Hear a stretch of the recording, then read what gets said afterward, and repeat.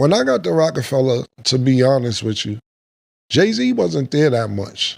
Like, it was one office in the corner. No, I mean, it's several offices, but it's like one big office, and Dame was always in there, and Jay would be in there sometimes. This is just when I was there. I'm not saying he wasn't there before or after. I didn't see him every day. Like, Dame would be there every day. We would be there every day once I got there. Bobby Dash would be there every day.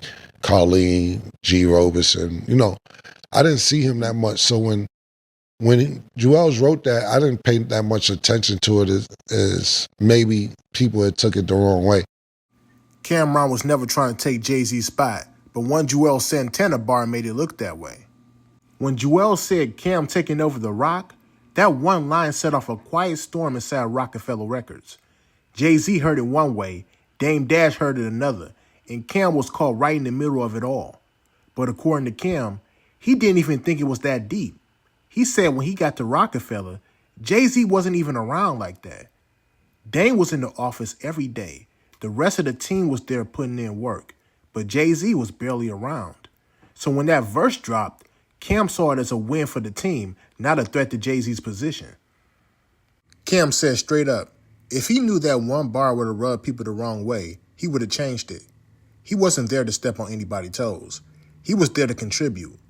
He even compared it to being Jimmy Butler on Golden State, joining a team that's already winning and just wanting to fit in.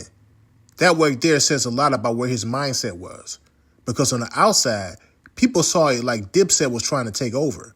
But on the inside, Cam was just trying to add more fire to the Rockefeller brand. The problem is, when egos are involved, even innocent moves can look like power plays. Now I'm about to play this clip for y'all, but before I do, I just need y'all to like, leave y'all thoughts down below in the comment section, and subscribe. Let's get into it. You're the reason for Rockefeller breaking up, now that we know.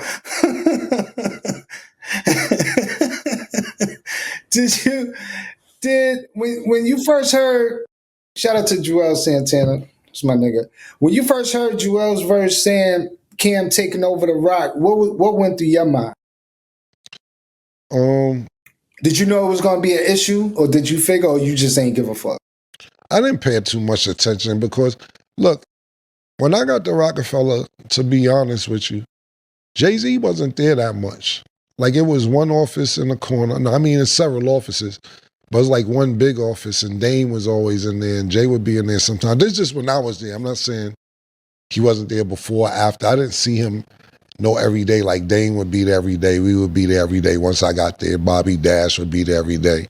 Carlene, G. Robeson.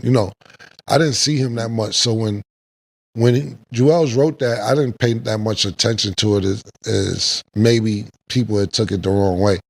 And I'm not sure, I can't put a timeline on it, but I don't know if that was around the same time as the president announcement or vice president announcement or whatever it was.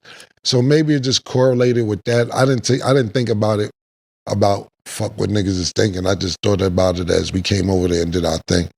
Did I know it was going to have that much of an effect or bother people? Nah, else I would have changed it. When I got to Rockefeller, bro, I was trying to be one of the coolest niggas in the world because I already knew they had the situation, so I wasn't trying to ruffle no fella. Like you said, you was trying to be Jimmy Butler on Golden State. Yeah, right? that's a great analogy. I'm trying to be Jimmy Butler on Golden State, a team that's already winning, and I'm just here to try to contribute. It's crazy how one verse can shift how people see everything. That's the thing about hip-hop.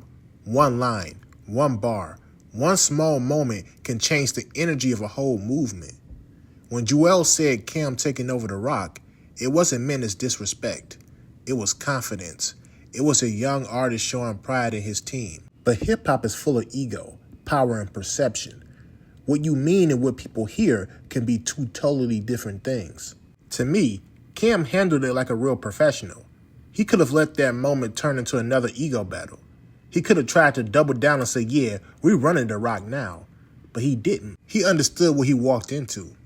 Rockefeller was already a dynasty. Jay-Z was the face. Dame Dash was the engine.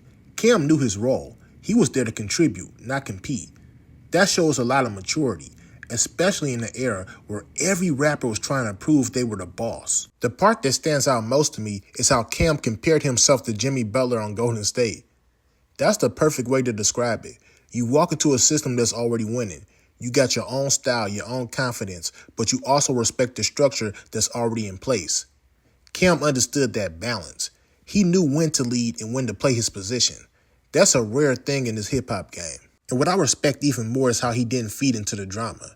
He said if he knew that line would have caused a problem, he would have just changed it. That's not weakness. That's wisdom. That's a man who understood that perception is everything in this business. Sometimes the smartest move is not to prove a point, but to protect your brand. So let me ask y'all this. Do you think Jay-Z overreacted to that Juelz Santana line, or was he just protecting his own brand? And if you were Cameron, would you have changed that line, or would you have let it rock?